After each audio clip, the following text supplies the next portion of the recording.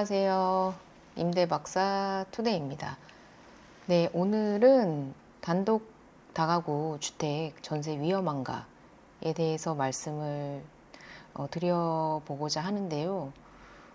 아니면 위험하지 않은가에 대한 저의 의견을 말씀드려 보겠습니다. 결론적으로 말씀드리면 그럴 수도 있고 아닐 수도 있습니다.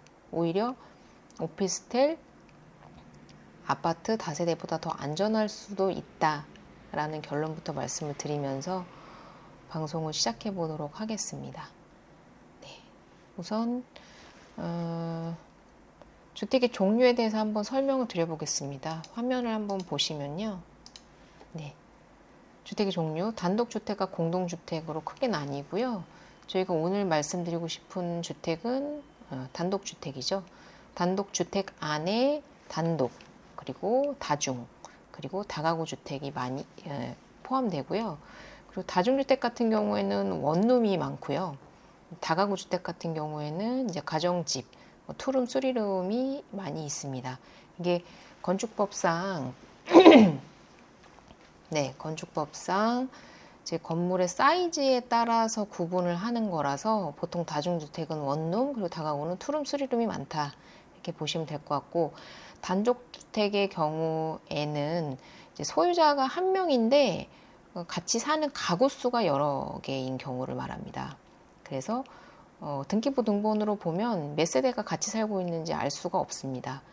그래서 확정일자 열람원이라는 거를 떼서 확인을 하셔야만 몇 세대가 같이 살고 있는지 알 수 있고요. 그리고 눈으로 해당 가구에 문이 몇 개 있는지를 확인함으로써 몇 세대가 같이 살고 있는지, 몇 가구가 같이 살고 있는지 확인하실 수 있겠죠. 단독주택의 경우에는 소유자도 한 명이고, 그리고 가구 수도 한 개인 경우를 말하기 때문에 보통 임대를 하는 경우는 흔치 않을 수 있다.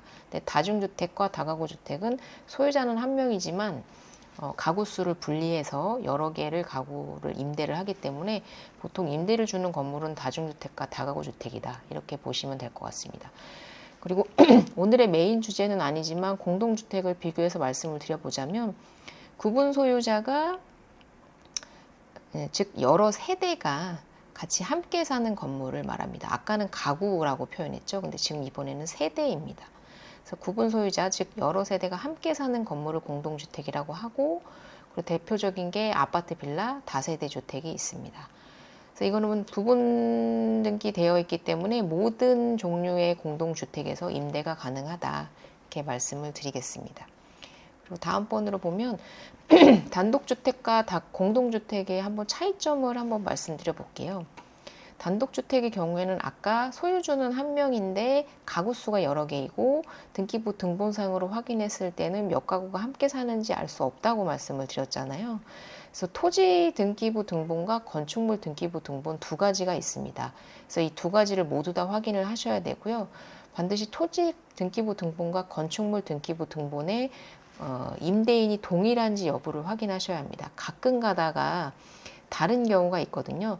상가 사무실의 경우에는 이제 장기 임대차라고 해서 토지 임대인과 건축물의 임대인이 다른 경우에도 임대를 하는 경우가 있고, 보증금이 주택에 비해서 크지 않기 때문에 그러한 경우에도 동의서를 받거나 계약서에 특약을 통해서 계약을 진행을 하는데요. 주택 같은 경우에는 토지와 건축물이 반드시 임대인이 일치하는지를 확인하셔라.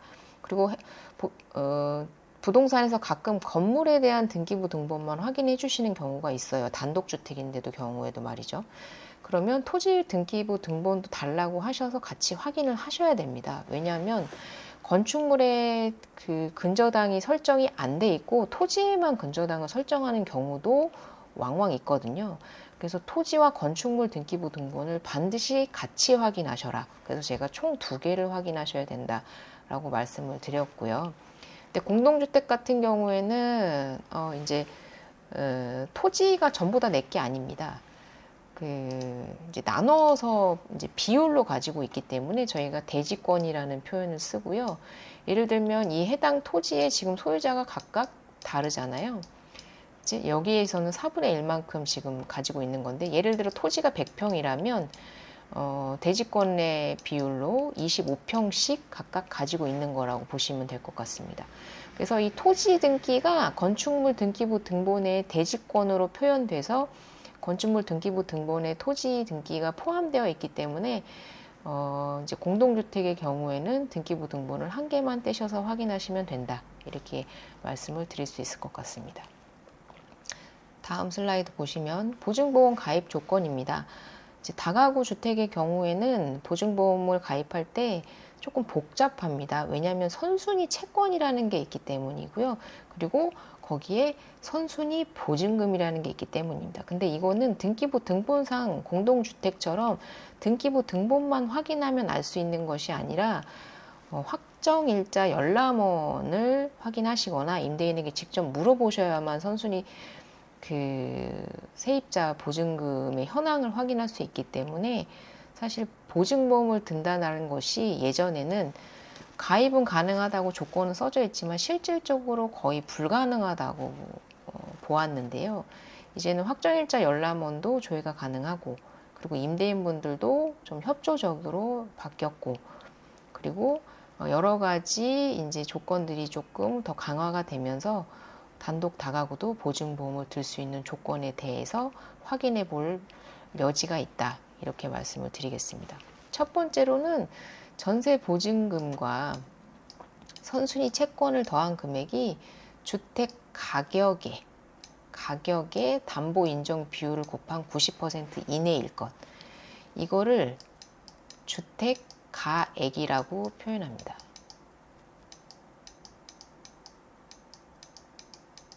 주택 가격과 주택 가액은 다른 겁니다. 주택 가격의 담보 인정 비율 90%를 곱해서 나온 게 주택 가액이고요. 이 주택 가액의 가액을 기준으로 해서 보증보험이 이제 들을 수 있는지 없는지를 판단하기 때문에 이건 다음 슬라이드에서 제가 한번 설명을 드려보겠습니다. 우선 공통적으로 보증보험을 가입할 때 필요한 조건들에 대해서 지금 말씀을 드리고 있고요. 다시 한번 말씀드리면 전세 보증금과 선순위 채권을 합한 금액이 주택 가격의 담보 인정 비율 90%를 곱한 금액 이내여야 합니다. 그것을 주택 가액이라고 말씀을 드리고요. 근데 갱신 계약의 경우에는 2023년 12월 31일 신청건까지 담보 인정 비율을 100% 적용해주고 있기 때문에 갱신 계약의 경우에는 주택 가격이 곧 주택 가액이다 이렇게 보시면 될 것 같습니다. 그리고 두 번째로 등기부 등본상을 확인을 하셔야 되는데요. 등기부 등본상에 권리 침해 사항이 없어야 합니다. 요거는 을구에 들어가는 선순위 채권과는 조금 다른 겁니다. 소유권을 침해하는 권리거든요. 그래서 경매 신청이라든가 압류, 가압류, 가처분, 가등기 이거는 소유권이 넘어갈 수 있는 그런 소유권에 대한 침해의 권리이기 때문에 권리 침해 사항이 없는지 반드시 확인하셔라. 근데 이거는 등기부 등본에 갑구라고 표현되어 있는 곳을 확인하시면 명시가 되어 있습니다.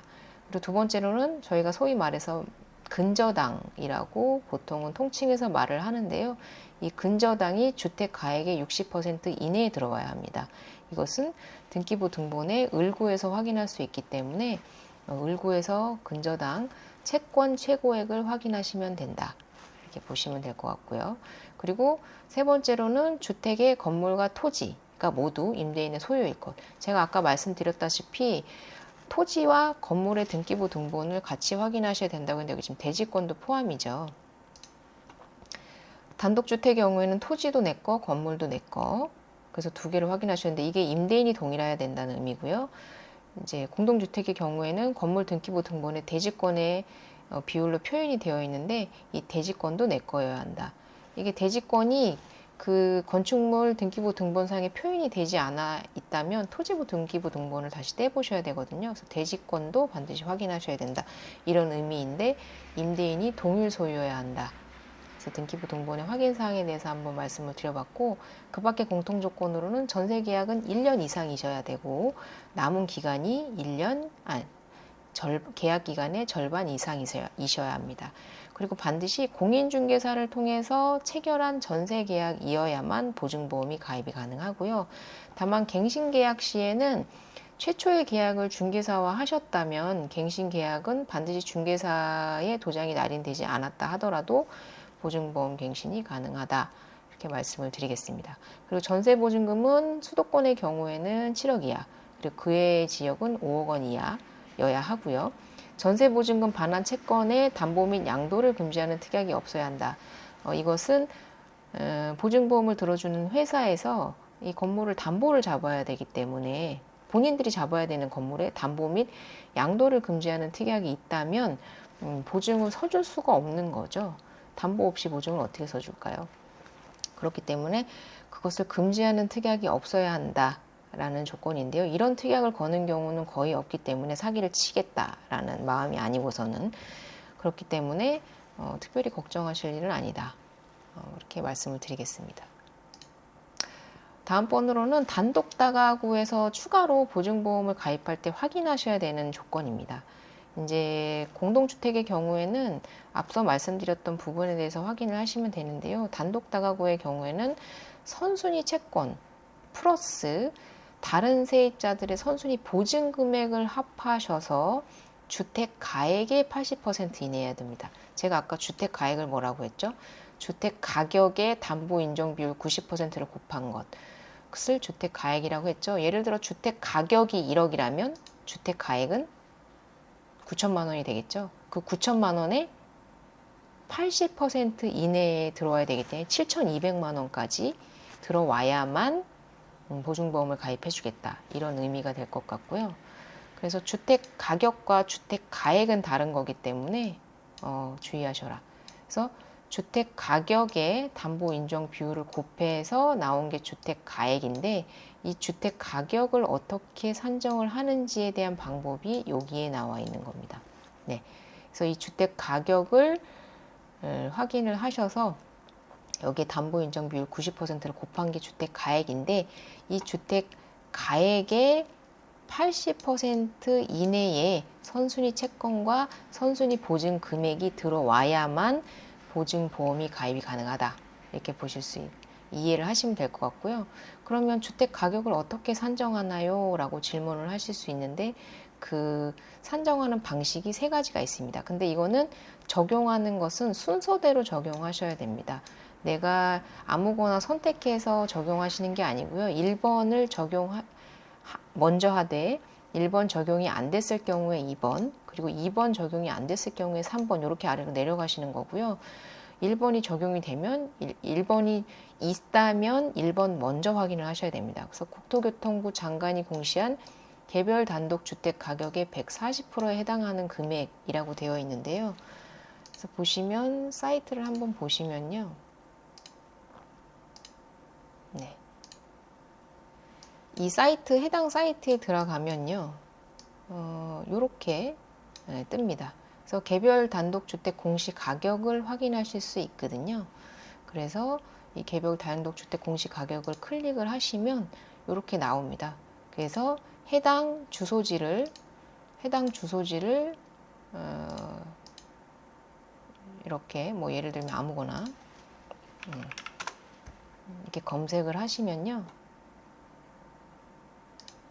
이렇게 2023년에 개별 주택 가격이 나오죠. 이 주택 가격에 담보 인정 비율 90%를 곱해서 가격의 140%에 해당하는 금액이 주택 가액이다. 이렇게 보시면 될 것 같아요. 다시 보여드리면 이것이 주택 가격이잖아요. 4억 3,700. 이 주택 가격의 140%를 곱해서 나온 금액이 주택 가격이다. 이 주택 가격의 담보 인정 비율 90%를 곱한 게 주택 가액이다. 이렇게 보시면 되고요. 그래서 이렇게 계산을 하시면 되고요. 2022년 12월 31일 이전 신청의 경우에는 150%를 적용합니다. 두 번째는 해당 주택의 등기부 등본상 1년 이내의 최근 매매 거래 가액인데요. 이건 등기부 등본을 떼시면요. 최근에 매매가 있는 경우에 등기부 등본상의 갑구에 매매 가액이 찍힙니다. 그래서 그 매매 가액이 있는 경우에는 그 매매 가액을 확인하셔라. 단 이 개별 단독 주택 가격에 공시 가격이 없는 경우에, 그래서 이 가격을 계산할 수 없는 경우에 이걸 적용하는 겁니다. 이게 있으면 이걸 적용하셔야 되고요. 이게 없는 경우에 두 번째로 매매 거래 가액을 확인하실 수 있다. 근데 매매 거래 가액도 없다. 그러면 이제 마지막으로 확인하는 것이 이 세 번째인데요. 토지 공시지가와 건물 시가표준액을 합산해서 또 140%에 해당하는 금액을 건물의 주택 가격이라고 합니다. 또는 감정평가 금액의 100%, 그러니까 돈을 주고 감정평가를 받는데요. 이 감정평가 금액의 100%를 주택 가격으로 본다. 이렇게 보시면 될 것 같은데, 이 토지 공시지가와 건물 시가표준액은 어떻게 계산하나요? 라고 하신다면, 네. 건물 시가표준액은 여기 아래 적혀 있는 대로 건물 유선상으로 관할 지자체에 확인하시거나 세무과 등에 확인을 하시고 또는 임대인으로부터 취득세 납부 확인서를 진고하시면 됩니다. 그렇게 해서 건물 시가표준액을 확인하실 수가 있고요. 토지에 대한 공시지가는 해당 사이트에 들어가시면 개별 공시지가가 토지에 대한 개별 공시지가가 나오는데요. 여기에 등기부상 토지 면적을 곱해 주시면 된다라고 되어 있습니다. 이것도 사이트를 한번 보여드리면 제가 이미 조회를 해놨는데요. 보시면 이게 아니고 네, 이게 아니군요. 네, 이렇게 보시면 제가 이미 아무 주소나 뭐 관계 없습니다, 저랑. 근데 그냥 아무 주소나 하시면 개별 공시지가라는 게 있는데 이 개별 공시지가를 클릭하시면 해당 건물의 토지에 대한 공시지가가 나옵니다. 근데 요거는 보시면 단위 면적이 스퀘어미터당이거든요. 근데 우리는 한 평이 3.3 스퀘어미터거든요. 그래서 이 토지 정보를 클릭하시면 이 스퀘어미터당 면적이 나오죠. 237.4.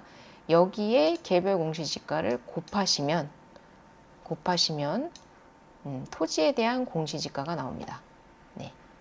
그렇죠? 개별 공시지가에 등기부상 토지 면적 곱하라고 되어 있죠. 다시 보시면 개별 공시지가에 토지 정보 면적 스퀘어미터로 곱하면 네, 공시지가가 나옵니다. 그래서 이 1번과 2번을 합한 금액을 주택 가격으로 본다. 다시 말하지만 지금 이 세 가지는 제가 말하는 건 지금 주택 가격을 말씀드리는 거고요. 여기에 산정된 금액의 담보인정 비율 90%를 곱한 것이 주택 가액이다. 그리고 이 주택 가액의 80% 이내여야지만 보증보험이 가입이 되기 때문에 단독 다가구의 경우에는 이렇게 건물의 주택 가격을 산정해 볼 수 있다. 이렇게 보시면 될 것 같습니다. 네. 지금까지 단독 다가구 보증보험 가입 조건에 대해서 그리고 가입하는 방법에 대해서 그리고 가입하는 주택 가격에 확인하는 방법에 대해서 말씀을 드렸는데요. 제가 서두에 말씀드린 대로 단독 다가구는 과연 위험한가? 정말 들어가면 안 되는 건물인가에 대해서 말씀을 드려보면 그렇지 않다. 반드시 꼭 그렇지는 않다라고 말씀을 드린 이유가 네, 보시면 단독주택 지금 전세 사기가 가장 많이 일어나고 있는 데가 어디죠? 다세대입니다. 다세대. 공동주택이죠. 단독주택의 경우에는 경매에 넘어가는 경우가 거의 없습니다. 토지도 내 거, 건물도 내 거기 때문에 보통은 수익형으로 월세 받고 건물을 팔겠다는 의지가 별로 없으신 상태에서 건물을 계속해서 보유하시는 분들이 임대인분들이 많으시고 그리고 애초에 토지를 사서 건물 건축 비용을 직접 들여서 건물을 지어야 되는 거기 때문에 초기 투자 비용이 많이 들어갑니다. 사기꾼들이 초기 투자 비용이 많이 들어가는 일을 할까요? 그리고 그리고 더 확실한 부분은 이 단독주택 같은 경우에는 구분 소유자가 아니기 때문에 이거를 하나씩 팔아먹을 수가 없거든요. 얘 같은 경우에는 A, B, C, D 각각 하나씩 팔아먹을 수 있기 때문에 가벼운 금액으로 소유권을 넘길 수 있지만 전세를 맞추면서 소유권을 이전해 줄 수 있지만 이거 같은 경우는 건물이 통째로 들어가는 거거든요. 그래서 건물이 통째로 들어가는 거에 대해서 전세 사기를 친다? 사실 너무 무겁죠. 사기를 쳐먹기에는. 그렇기 때문에 단독주택은 거의 경매에 넘어가는 일이 없습니다. 근데 경매에 간혹 넘어가는 경우는 그런 경우입니다. 이제 건물을 아예 질 때부터 건물을 매각하겠다고 생각을 하고 건물을 짓는 경우가 있거든요. 건축주분들이. 그런 경우에는 이 모든 호실이 전부 다 올전세인 경우가 있어요. 올전세. 그러니까 월세 하나도 안 받고 다 전세로 받고 있는 거죠. 그러면 이 건물은 전세가 사실 떠받치고 있는 건물이 되는 거죠. 왜냐? 팔 거기 때문에 살 사람이 부담이 없어야 되거든요. 예를 들어 건물을 20억에 판다. 근데 전세를 내가 대출을 한 6억을 받았다. 예를 들어. 그리고 전세를 14억을 받았어. 그러면 같죠? 더하면요.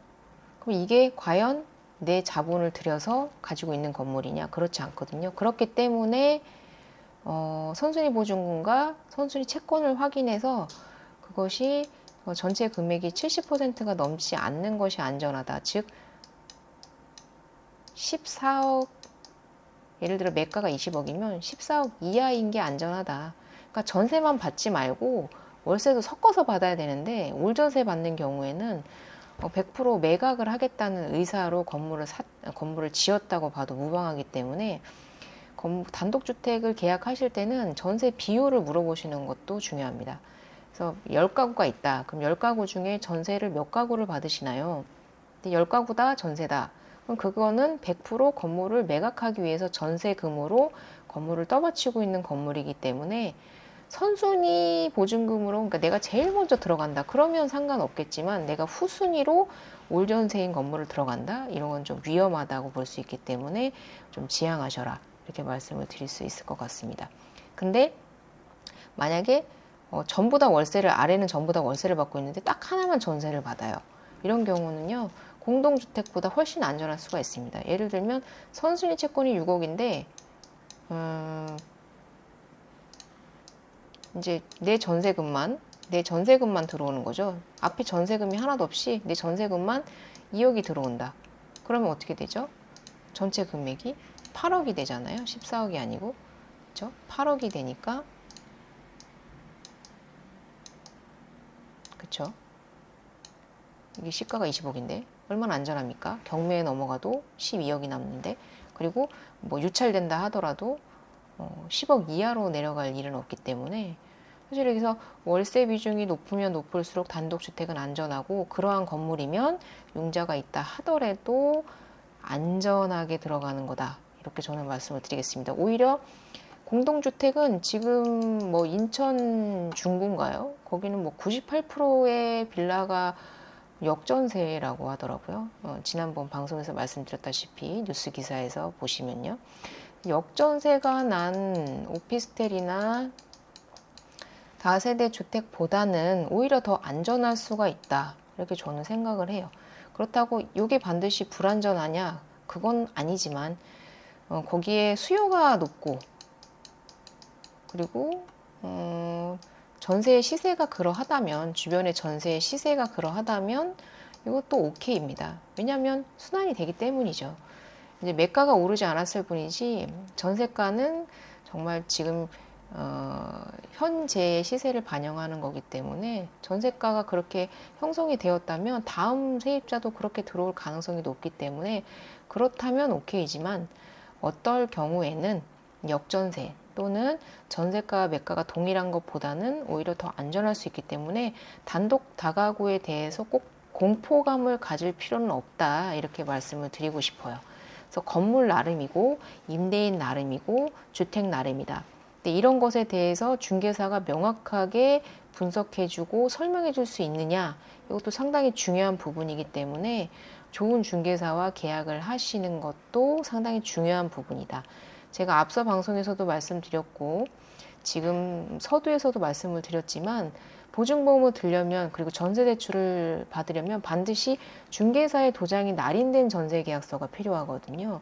어차피 중개사와 계약을 해야 한다면 안전한 중개사와 계약을 하시는 게 옳습니다. 그렇다면 이런 걸 역으로 질문했을 때 대답을 해줄 수 있는 중개사인지 아닌지를 판별하는 것도 상당히 중요한 부분이라, 이제는 임차인분들도 많이 공부하셔야 하고, 그리고 중개사를 분별해낼 수 있는 그런 기준도 가지고 있으셔야 된다라고 저는 말씀을 드리고 싶습니다. 제 방송 중에 반드시 확인하셔라, 중개사 확인 꼭 반드시 하셔라 라는 방송이 있으니까요. 한번 참고해 보시고요. 오늘 이상 여기까지 마치고 다음번에는 또 다른 영상으로, 좋은 영상으로 찾아뵙도록 하겠습니다. 이상 오늘도 즐거운 하루 되시고요. 임대박사 투데이였습니다. 감사합니다.